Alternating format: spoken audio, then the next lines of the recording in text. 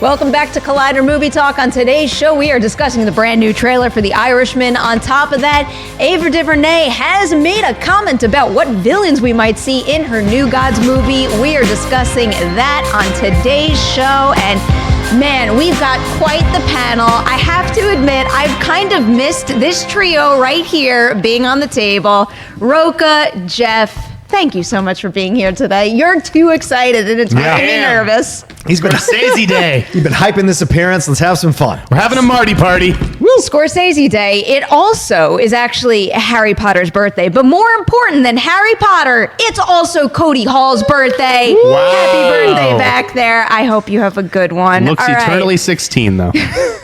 That is very true. Lucky. Jumping into this first story, where thankfully they didn't de-age them until they were 16, but there is a lot of de-aging technology that we could see on display in the Irishman trailer. Of course, this one comes from Martin Scorsese, and it is an upcoming mob drama that spans decades and follows Robert De Niro as Frank Sheeran, a hitman whose actions changed the course of American history. A highly anticipated trailer right here. We really wanted to get a look at this de-aging technology in use in the footage. So, Jeff, you get a first glimpse of this movie today. What'd you think of it? Well, first of all, can we use the de-aging technology on John Rocha in this episode? Hey, not what's nice. the budget? I look younger than you do. What are you talking about? I know, we should use it on me. right. Guys, there's been a lot of chatter on Twitter this morning about that de-aging technology with that final reveal of De Niro in the trailer. I thought it looked good. I know it's not taking us back to the Taxi Driver Mean Streets days, but it shaved a good 15, 20 years off of him. I think it looks great. I think that the trailer did a great job of communicating the horror of this story. This is not a good guy. This is a guy who killed dozens, if not hundreds of people. He's a bad man. And when you see the guy scampering on the sidewalk and De Niro just plugs him right there, I feel like that it really did a great job of communicating that. I love the whooping, that oral element that you're hearing in the soundtrack. I can't wait to see Joe Pesci.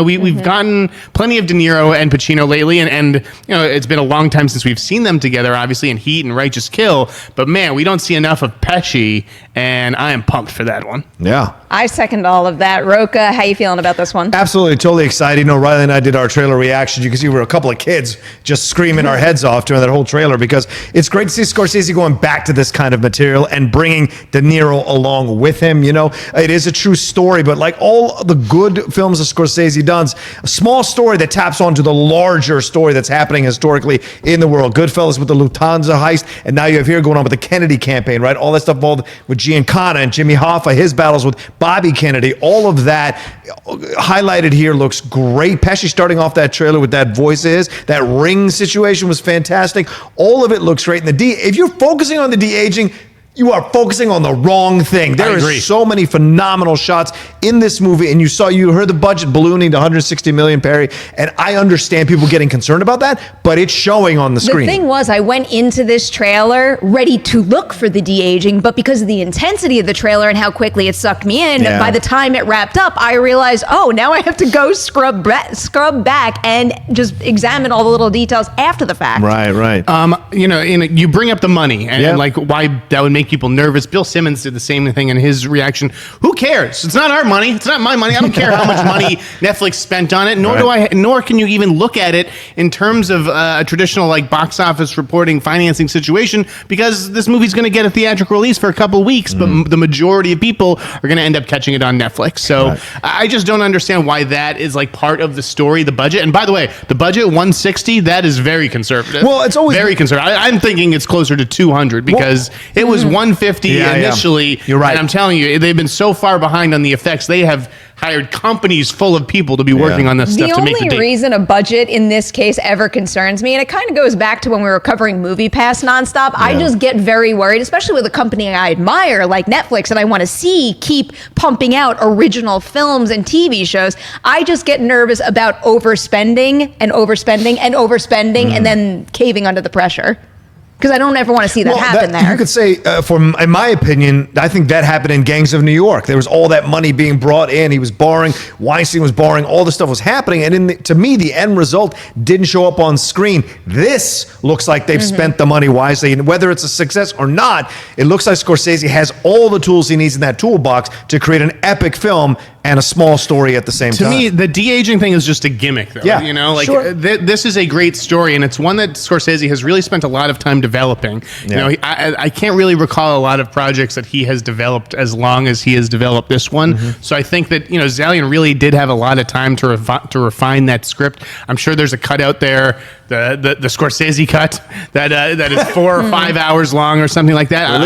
I'm still not sure what the official running time of this film is going to be, but I'm sure it's going to be one of those movies like Once Upon a Time in Hollywood where I could just spend all day sort of watching it. I'm actually kind of hopeful that in the end, it's not even going to be a gimmick. It's going to be justified through what we see in the actual movie. That's the dream come true. Yeah. But when you talk about the success of a movie like this, it's kind of twofold. And this has just been on my mind because of Once Upon a Time in Hollywood. I'm curious what you guys think. And I know it's hard to remove yourself from this when you already know the true story. But what about for someone who's a little younger out there, might not be familiar with the true events? Do you think that what we saw in this trailer is enough to sell that individual on this movie? Because I was reading a couple of reviews, I don't know if you caught any of these, from people who did not know very much about Sharon Tate that went and saw Once Upon a Time in Hollywood, and how their response to the movie was drastically different from those that did. Yeah, and I thought that was one of the problems with Once Upon a Time in Hollywood is Quentin was asking you to bring in all your research or your work or your knowledge about that situation and do the work a little bit for him. And with this, I think you have to ask a great question, make a great point to ask that question, because you worry about how many people care about Hoffa anymore, how many people care about Jack Kennedy or Bobby Kennedy or know the story. They're gonna have to do a lot of work to do a little more exposition in this film to get people to care. But even if they do, how many people in their 20s or 30s really want to go and watch this kind of thing or click on it and watch it? I wonder. Yeah, this is a period crime film, so even if you made it for half as much, for $100 million, it's still a risky bet for any studio in town. Netflix doesn't have to operate by the traditional rules, and the people to whom this story is going to matter, it's going to matter to those people a lot. Yeah. You know, like this, along with the Tarantino film, are probably like those are the two most anticipated movies of mine this year. So you know, there's been a lot of chatter this week about how Quentin's movie might fare in terms of awards. What do we think on that front as far as this Scorsese? Yeah, because I mean, that's the other form of success they could find here. And should this be a big winner at the Oscars, that to me could justify that budget just in terms of reshaping Netflix as a film production company, which could speak to its longevity. But you know, it's always tough making a call like that this early on, especially with something like TIFF on the horizon, where now my bullet point list is just down to the floor. But how can you not count in a movie directed by Martin Scorsese with this cast, with this kind of material, and now that the first look kind of already has me even more hooked than I was originally? I think that bodes well for its chances. Go ahead, John. Absolutely. Yeah, I agree. I thoroughly agree. Just from the trailer alone, I don't know if Pacino necessarily stood out, even though he talked the most in the trailer. It's Pesci and De Niro. That's what you're looking at to see if there's possibilities for awards here. And we didn't even talk about the rest of the cast, which is incredible. Jesse Plemons, all these people involved with it, Harvey Keitel, even Catherine Narducci's coming back to be in another film with Scorsese. This is all exciting. This is all great. For those of us who are massive fans of Scorsese, how could you not be excited for this? You just hope it turns out well, and you hope it finds an audience, and especially, and Perri makes a great point, I hope it finds its awards, because that, as you said, will make it all worth it, because they couldn't get it done with Roma. Maybe they'll get it done here. I think it's going to be a major awards contender. De Niro obviously has to be in contention for lead. Supporting, you're looking at Pesci and Pacino and Keitel, and who knows who else could stand out. Anna Paquin. Paquin, sure. You have, it's shot by Rodrigo Prieto, who's a brilliant cinematographer. The music's by Robbie Robertson of the band. Yeah. But we got to talk about the big dog, which is Best Picture. Now, I don't think that it's going to win Best Picture. In fact, the last movie that was about like bad people to win Best Picture was in fact The Departed.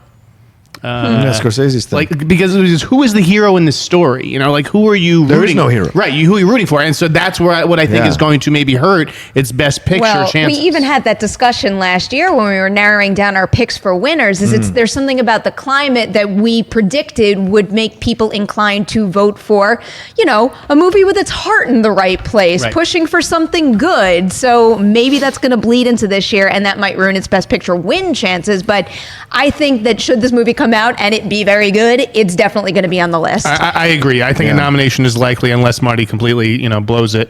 But yeah, it's the win that I think maybe. And it could win Best Picture because it's Martin Scorsese. If anyone's going to get away with profiling bad people and letting it win, it's Martin Scorsese. This is making me so excited to be on the cusp of award season kicking off. Yeah. I can't wait. We're going to be discussing it a lot here on Movie Talk, FYC, and all over the Collider Video YouTube channel. And you know what else is coming to the channel? I got to tell you about something. It has something to do with Mr. Mark Riley. Check out this promo for Riley Roundtable. Hey guys, it's Riley here. Let me tell you about the Riley Roundtable. You know it, right? It drops every Thursday on Collider Conversations, and I have guests from all across the space. John Rocha, Gray Drake, Alexander Desplat came on at one point. We talk everything from movies, we talk about life, and everything in between. What do you want to hear? What do you want to talk about? It's the Riley Roundtable every Thursday on Collider Conversations. You get it there. And now I have the honor of passing this over to Mr. John Rocha to promote his show, The Deep Cut. Look, shout out to Mark Riley, our own Irishman there, doing his promotion for Riley Roundtable. The Deep Cut is another thing I have on the same feed as Riley, on the Collider Conversations feed. Just finished interviewing Frank Grillo, which went up yesterday. This week on Friday, we're dropping Leslie Manville episode. She's fantastic. Such a great 1 hour conversation. She was Oscar nominated for The Phantom Thread, and there are more episodes coming with great guests. Please go and listen to that. I really can't wait to listen to that She's one. so when awesome. You posted that picture with her, because I wasn't in the office, I'm like, whoa, how'd you get her? That's something else. Pure luck, and she's great, and I was so happy that she took the time, and you guys will love that episode. Did she tell any stories about being married to Gary Oldman? No, I didn't ask her about that. We didn't find our way to it. It's a very organic conversation. I have a bunch of notes, but we didn't find our way to it. Yeah. All right, guys, moving on to story number 2 now. We are talking about New Gods. So Ava DuVernay recently participated in a Twitter Q&A, and that's where she confirmed that both Darkseid and the female Furies will appear in New Gods. On top of that, she also added that while she is keeping her mind open regarding casting, she said there is a 99% chance that an actor from When They See Us will appear in the movie.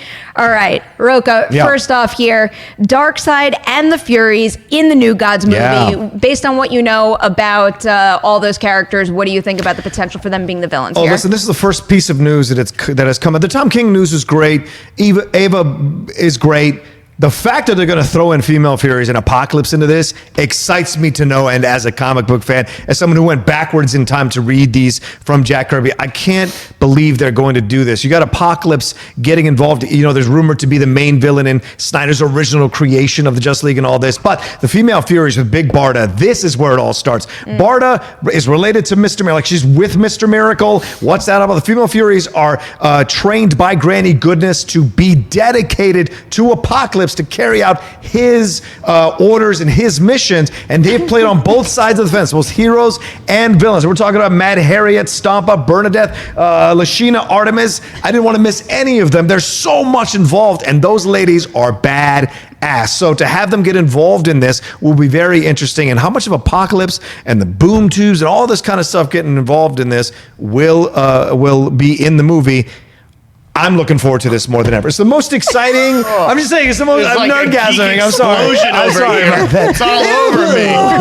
Watching your reaction as he explained the entire You know what he time. was talking about? Granny Goodness? I was like, Granny Goodness. That's a tough ass character. Okay. I was more interested in the casting element of this.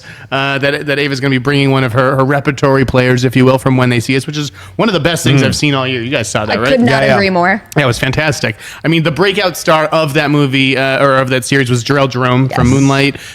Could that be the guy who she's referring to? That seems most likely, but there are so many people on that show who would be like a great fit, like Logan Marshall feel bad Green. that I have my fingers crossed for Jarrell, because I was such a huge fan for Mr. Mercedes. But when you go down that epic ensemble, you you can't could just pick give it to anyone. him. Yeah. Logan Marshall Green Yes. is definitely up and coming after Upgrade. Joshua Jackson is off The Affair now. Like, I really like Josh Jackson on The Affair. I've been a longtime fan of Josh Jackson. I would love to see him get more opportunities. Chris Chalk is a guy who's in Red Sea Diving Resort, which is available on Netflix today. He made that movie way better.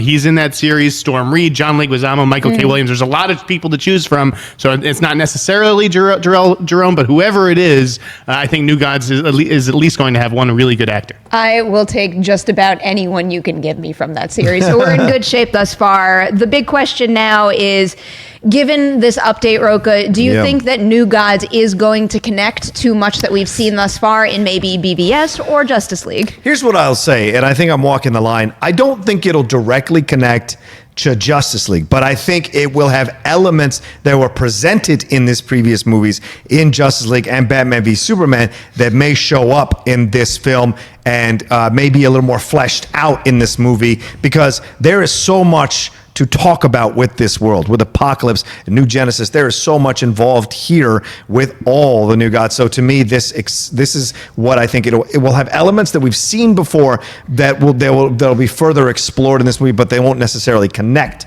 to the Justice Mom's League. calling, Rocha. I know. Answer. You Hey, can't I'm let on your movie mom talk. Mom understands. I'm on Okay. movie If talk. you want, I give you permission to bring your No, mom on no, movie no. talk. She gets- I'll call her back. Tell her I'll call her back later. Mama Rocha's probably correcting me about the female theories. I will say that the operative word in this title is new.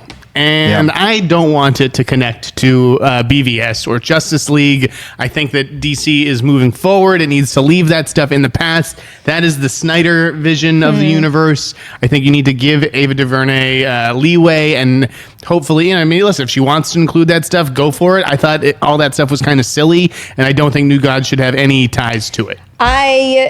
I agree that new is the key word, and I'm rooting for her to be able to do whatever she wants, but I do think it's going to connect in the way that you kind of described, Rocha, where not connecting in the more traditional sense, like let's say we've seen in the Star Wars film franchise or the MCU, but I think it's going to be a very real possibility that this New Gods film just exists in the cinematic world that all of those others movies do, but you're not necessarily like beholden to this specific fact that happened at this specific moment in one of those movies. Yeah. So I think it will connect, but it's also going to open the doors wide open for her to do whatever she wants creatively. Yeah, don't be surprised to see a mother box or a reference to Steppenwolf that doesn't necessarily mean they're referencing Steppenwolf from the Justice League movie. So all of that is in play here, and they should. Let her use every tool in the toolbox to do what she wants to do with the world. People will forget Justice League. It's this that they're excited about. Is this sort of being positioned as the DC's answer to Marvel's Eternals? Yeah, basically, yeah. Okay. And where it's going to go, we'll see.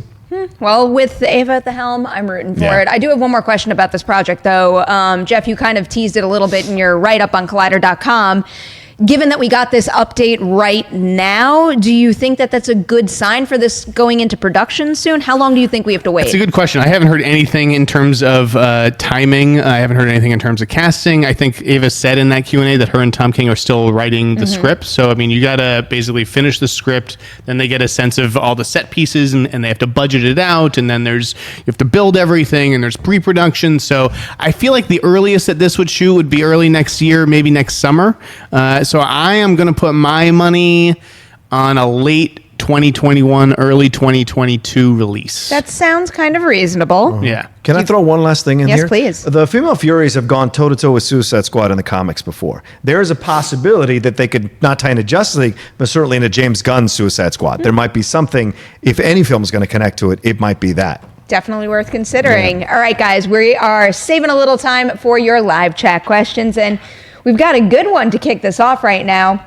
Rick Samoris is asking us, did you guys watch the trailer for Little Monsters? It just so happens that we watched it as a group right before the We show. watched it just for you, Rick. What'd you guys think?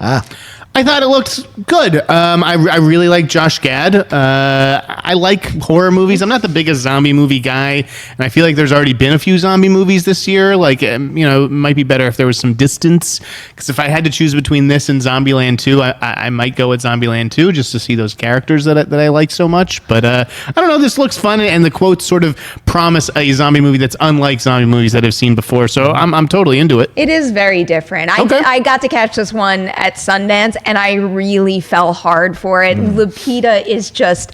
I mean, so perfect in this role. You will never listen to Taylor Swift the same way again after you watch this movie. But also, that role is so Josh Gad. Nobody else could have played that character but him. Yeah, the trailer looked great, and I think it all starts and stops with Lupita Nyong'o. It's great to see her do something different, another genre, have a little fun with this, and she looks like she plays into the humor of what's happening really well. Plus, this is a smaller film. It seems like it's all set in one location, so that it ramps up the tension and makes for even more humor. And the little kids. I mean, you may have seen many zombie films. How many involve 10 little kids that they're worried about getting bit? So I think that I was thinking of that Cooties movie that I was not a big fan of that one. I much prefer Little Monsters to Cooties, and I kind of enjoyed Cooties for what it was. But this one, I think they play into the whole kindergartner zombie apocalypse thing very, very well. And she's just so good. She runs away with this movie. Here's what I'll say: that the movie's coming out via Neon, right? Yes. Neon has really established itself as a company. The as a movies that distributor. they caught this year, I could not applaud them enough. Yeah, like even if you don't truly love some of the movies, like I think I just saw Monos. I think that was a Neon release. Might be. And Loose coming out this weekend, I really like Loose. August 2nd. Monos I didn't love, but the point is that I trust this company in the same way that people trust A24 in the indie space. Neon is really making some good calls. They also have The Lodge. I'm pumped for that one. Now that we're rattling off all these names, I think they picked up most of my top 10 from Sundance this year. So good on them. Apollo 11 too. And go see Wild Rose if you haven't already. That's right. They have Wild Rose also. And the documentaries, Apollo 11, I interviewed Todd Douglas Miller on the Deep Cut. You can listen to that. He's great. And that Aretha Franklin documentary is fantastic. The Neon does as well. So they're all over the place and picking up good stuff. Keep an eye on that company. All right, let's squeeze in one more question here. All right, let's go for a kind of weird, fun one. John Ashford is asking us, just saw Crawl, first horror movie I've seen in a while. What other animal would you like to see on screen? Let's leave puppies and kittens and cute things out of it because I can't handle that. So what's a gator kind of horror movie? A gator kind of horror movie. The original Alligator? That was cool. I remember that from the 70s, yeah. Remember that was all about I didn't see that, but I just actually read some book or something like that where it was mentioned. See, Perri Nemiroff will have you believe I don't know horror. I do know horror. I watched a lot of horror film growing up, 70s stuff. I know all that. The Two-Headed Monster, with Raymond Burr and Rosie Greer. That's fantastic. There's a lot of crazy horror. What's the first horror movie you ever saw? Halloween. At 11 years old. Wrong time to see that movie. That's the best time to see it. Nobody should listen to me about when you should show your children horror movies. Did you guys see this viral clip, by the way? Someone inside of Midsommar videotaped a kid rushing out of the theater. Someone brought their kid to see that movie. Who brought a kid to see Midsommar? It was hilarious. Now I need to go look that up. Wait, we need a... Komodo dragon. Okay. Komodo dragon. I'll buy you some time. You owe me. Thank you. Komodo dragon. Wait, you can't pick gators. I said alligator. No, can I not? No, we have gators and Crawl. I don't work your brain a little bit. What is the question? What animal would you like to see in a horror movie? A raccoon. Raccoons are terrifying. I'd be open to raccoons. Dorian knows. Dorian set up. He was like, those damn raccoons, man.